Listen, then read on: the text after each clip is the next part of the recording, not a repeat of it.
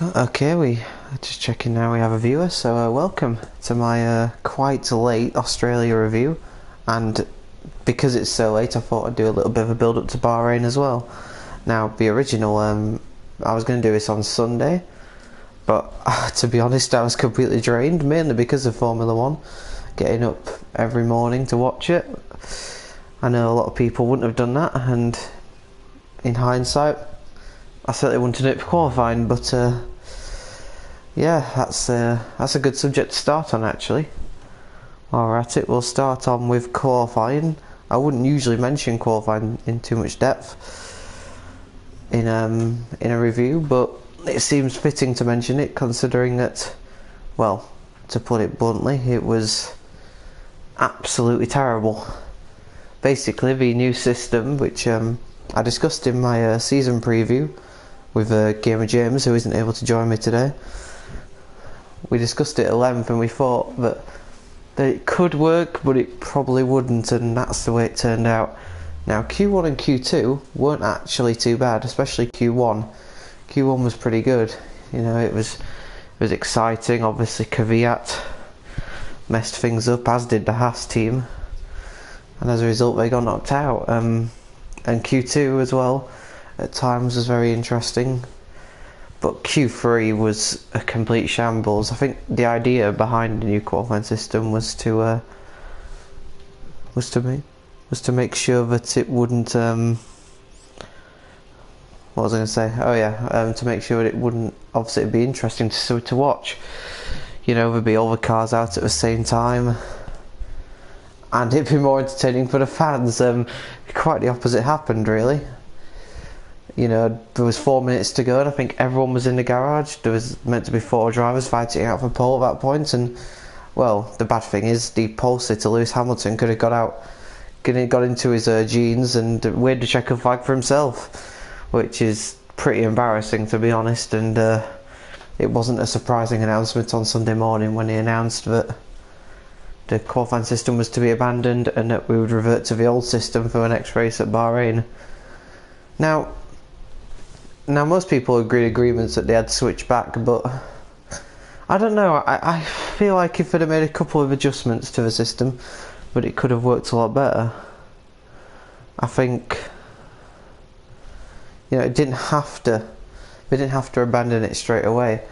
I mentioned the possibility that they could, like, for each qualifying segment, they could give each driver the same set amount of fuel, and they'd be told they have to do a certain amount of laps in a session, just so we get to see all the cars out for a long time and we don't end up with an empty track. So, I mean, that idea could have easily worked. You know, increase the amount of tyres that they allocated to them. So there was always opportunities for it to work, but they never really gave it a chance. So, but there isn't anything wrong with the current system, so I can also understand why that happened. I mean, there's nothing wrong with the current system. The current qualifying system works just fine, and F1 has far many more issues than qualifying. That really wasn't among them. So yeah, that's qualifying pretty much discussed now. The race was, well, I don't know, my expectations of it were pretty high, but I think it exceeded even my expectations.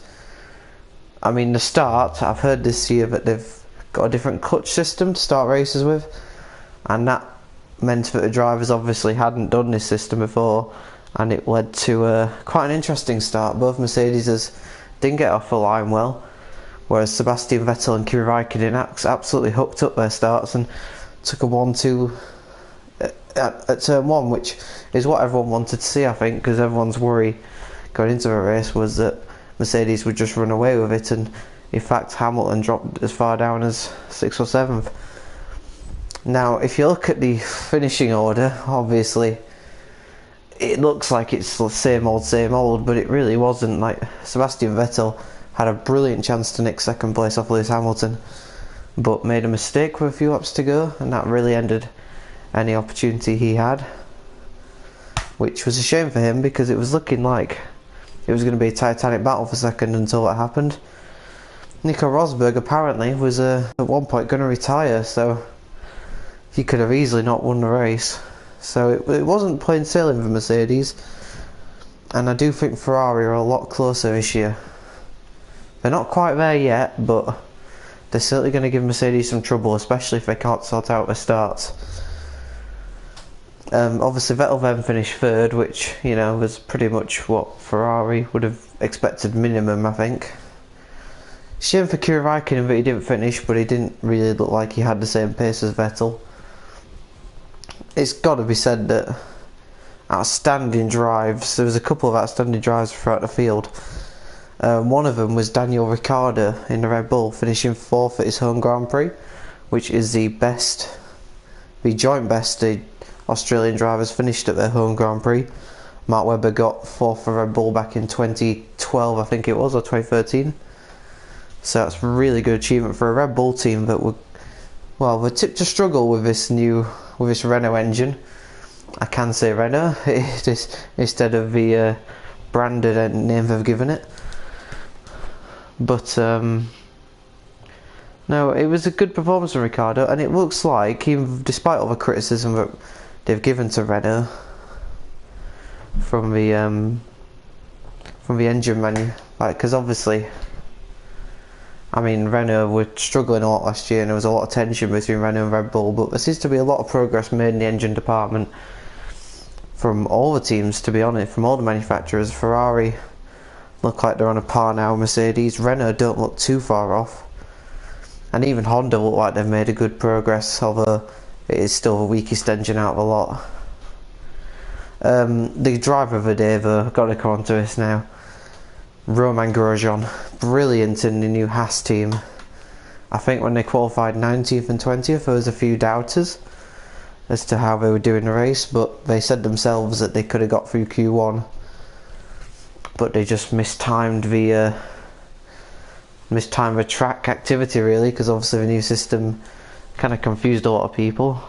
But P6, I mean, he had Hulkenberg and Bottas behind him for pretty much the whole of the last 30 laps after obviously the red flag incident, but he kept them behind, and to be honest, he didn't really come under that much pressure from Hulkenberg, which I think surprised a lot of people. I think would be expected to be clambering over the back of the obviously the Haas, with its being a new team and everything. So that certainly was a bit of a surprise. If you have any comments you want to make on the race, then feel free to post in the comments section, and any questions, any predictions for anything, be sure to comment so I can have a look and, comment back, I guess, would be the way of putting it. But yeah, Grosjean, fantastic stuff. And it was a contrasting day, really, for the Haas team, because while one Haas was busy getting very good points, the other was involved in one of the most terrifying crashes I think I've seen in recent years, since probably Mark Webber at Valencia back in 2012. Oh, what the fuck is going on?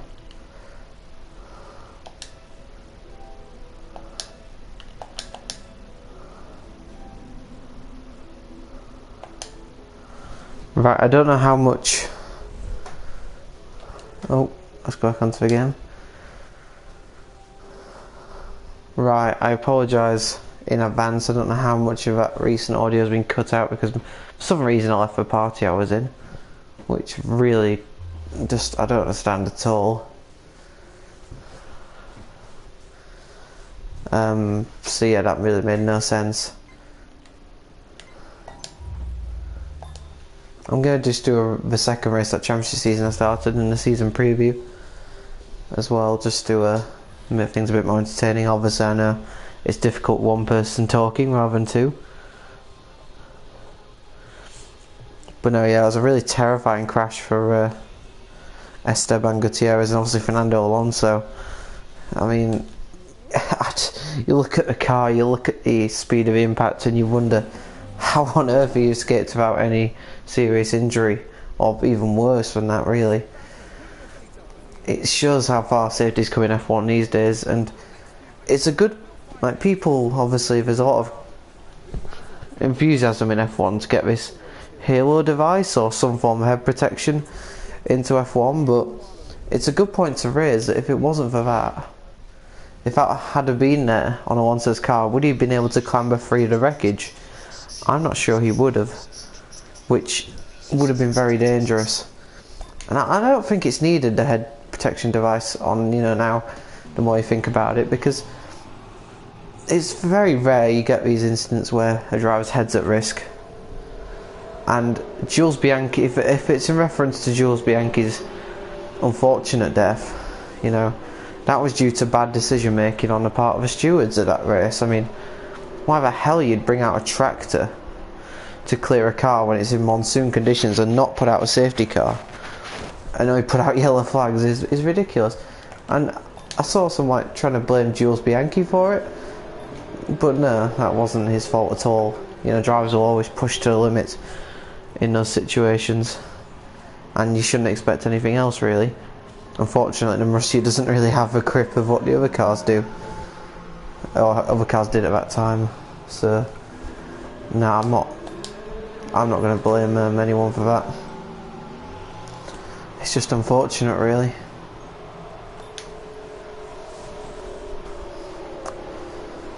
So no, I don't think head protection device is needed, and I think Alonso's crash was a good reminder that it isn't always going to be good bringing in safety things. It can sometimes cause more problems than it solves. Disappointing performances, because actually I've missed out one last good performance. A big shout out to Julian Palmer, the new Renault driver, who really showed some brilliant racecraft, especially in that battle with Valtteri Bottas. And overall it was a really mature performance from him. I know he's quite an old rookie at 25, but I think he's going to be a good addition to the F1 grid, and it's good to have drivers like that that can go straight into the car and attack. That's what we want to see. So yeah, credit to Julian Palmer. Disappointing performances, there was a few. For me, I was disappointed with McLaren. I know that obviously it isn't going to be an instant thing with McLaren, but I mean, they showed a promising qualifying, but come for race it was poor. I can't cloud it any more than that. It was just a poor performance. Jenson Button didn't really show brilliant pace at all, and obviously Alonso, we didn't really know how quick he could have gone because of that crash. But again, it just wasn't. There wasn't anything impressive in it.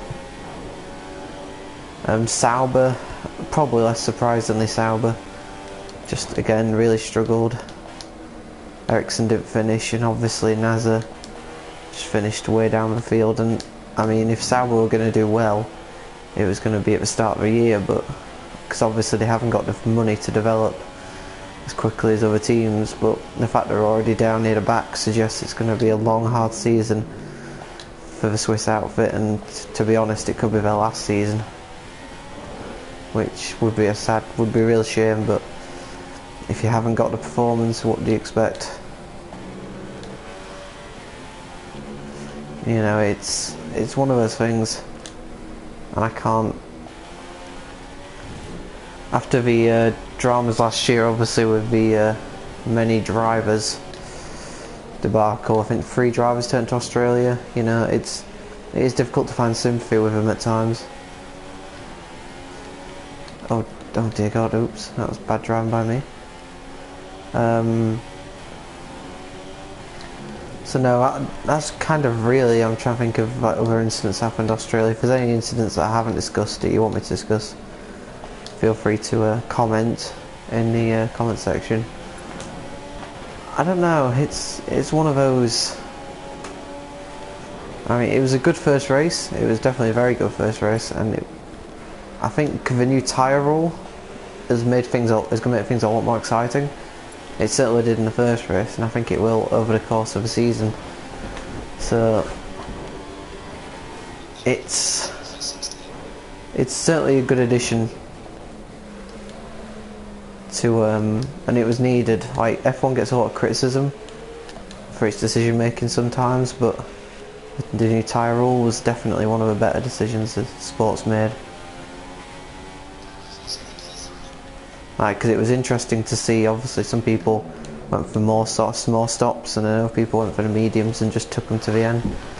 And it was good to see how those different strategies played out.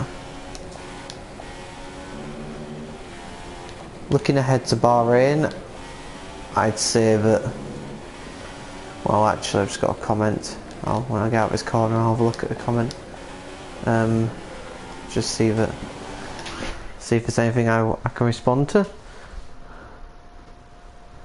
Okay, maybe not. Now looking ahead to Bahrain, obviously I've seen the tyre allocations everyone's chosen. It's interesting that Ferrari have gone for more medium tyres, and oh crap, I can't drive. It's so difficult to talk and drive at the same time, isn't it? I'm just noticing that now. But now it's Ferrari taking more mediums, which I don't think will make as much of a difference as people are thinking, because they'll probably just use more mediums in practice, which with a view to maybe running one set during the race. To be fair, it kind of opens up more strategy for them compared to Mercedes. So I think it's smart thinking that from Ferrari. I think it could serve them well. Track Bahrain, which I think isn't going to be as super soft friendly as Australia was, so overall I think it's a positive change.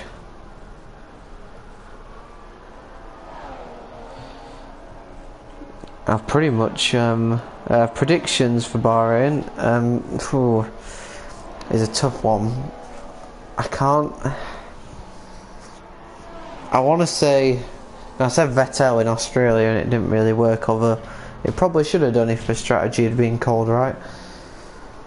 Nah, I think it's going to be a Lewis Hamilton win in Bahrain, but I can see Sebastian Vettel finishing second. I just think that Hamilton, Rosberg, Raikkonen. Interesting, there's no Sebastian in there. I mean, Raikkonen ahead of Vettel. Be interested to know what your thinking is behind that one.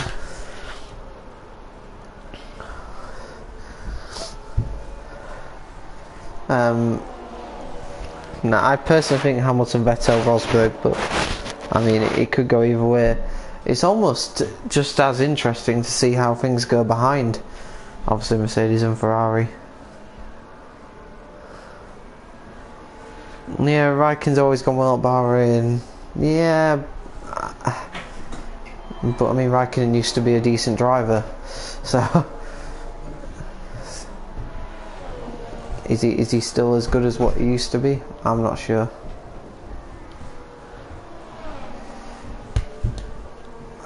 I would like to see Raikkonen up there because it'd be good to have two Ferraris challenging two Mercs rather than one challenging two, but I'm not sure if he can do it personally. He's got a lot to prove, Kimi has, I think. Yeah, one team I'm interested to see how they do is Toro Rosso, because obviously, well, let's face it, they should have done way better than what they did at Australia. 9th and 10th was really not good enough.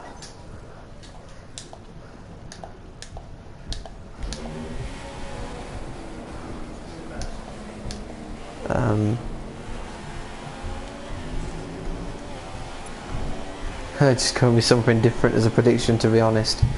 In that case then it's going to be a Manor 1-2, and I think Ericsson's going to finish third.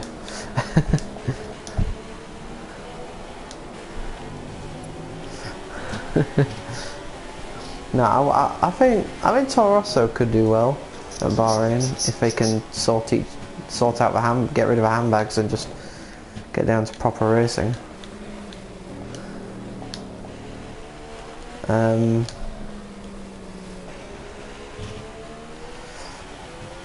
I don't know, it's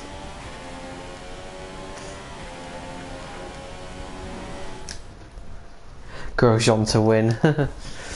I think it could get more points again. I think Haas do look very impressive.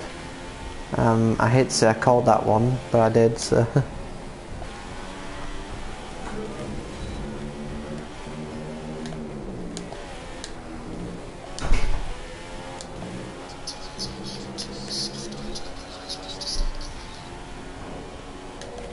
Sorry about the just try to concentrate a bit on the lap, but yeah, I don't know. It's a tough one to call, and I'm really excited for Bahrain. I think that's a key thing. That's the key thing here, is that, you know, it's the excitement's back. I think that was lacking in 2015 a little bit. I mean, there was a couple of races that, you know, I wouldn't have minded missing last year, especially once Hamilton had won the championship. Like, the excitement in the midfield is going to be brilliant all season, I think. Oh, I've just gone P2, but it's not bad. I think I'll retire from session now. I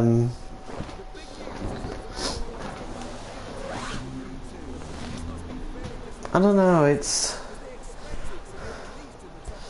Force India for me were a little bit underwhelming in Australia, but I think I had a few problems. I would like to see Perez battling right up there next weekend, which I think could happen.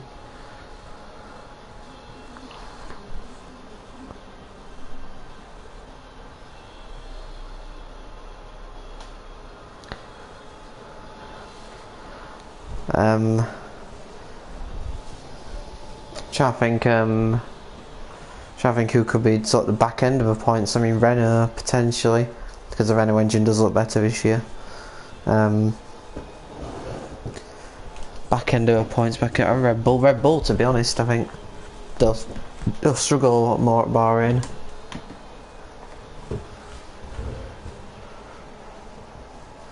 Williams, I've heard of getting a new front wing for Bahrain, so that could well, they need to improve, because it wasn't good enough at Australia. You know, I'm not gonna beat around the bush there. It just wasn't good enough.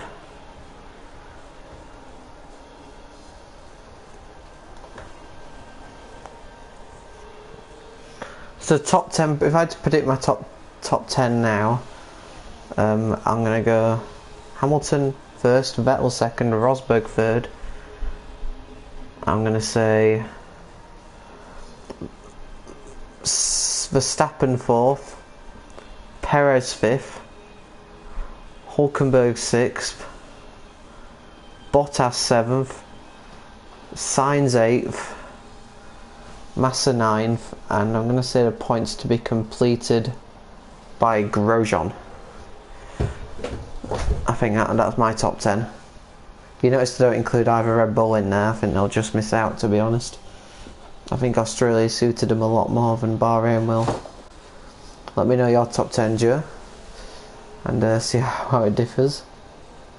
Obviously I know your top 3.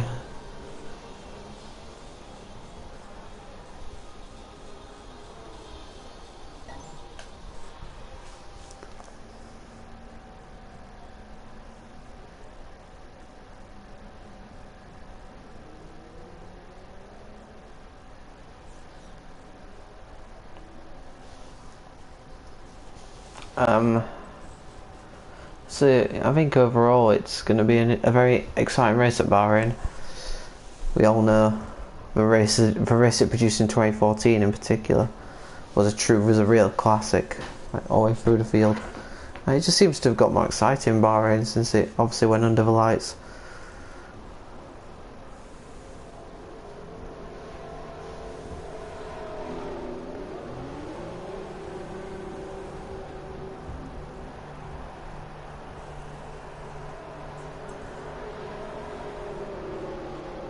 There we go, he's put Hamilton, so it differs from mine in that he's put Perez 4th rather than Verstappen, Bottas up to 6th, Hülkenberg, Grosjean, Massa and Alonso.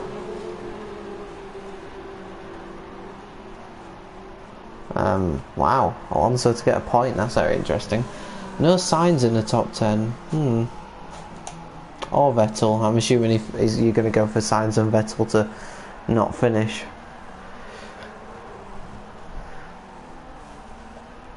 To be honest, I think we're more likely to see a Renault in the points than a McLaren personally.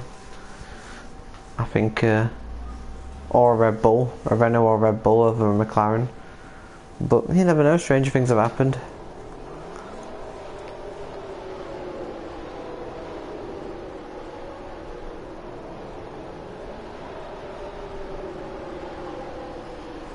I think now we've gone over Australia and Bahrain. I think that's pretty much going to bring an end to this broadcast. It's quite a short one today. Obviously, it's a bit tricky when there's only just me talking. There's no one really there to fill the gaps.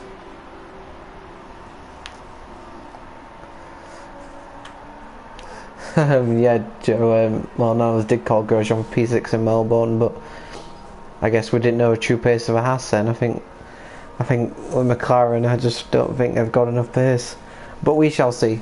So yeah, thanks everyone for tuning in. It's a short one, I know, and probably a bit of a terrible one, but because of it's just been me streaming on my own, which is a little bit difficult with things like this. I think in future I'll try and get someone to help out. Hopefully Snick or Game and James will be back for the next one. But until then, thank you for watching and goodbye.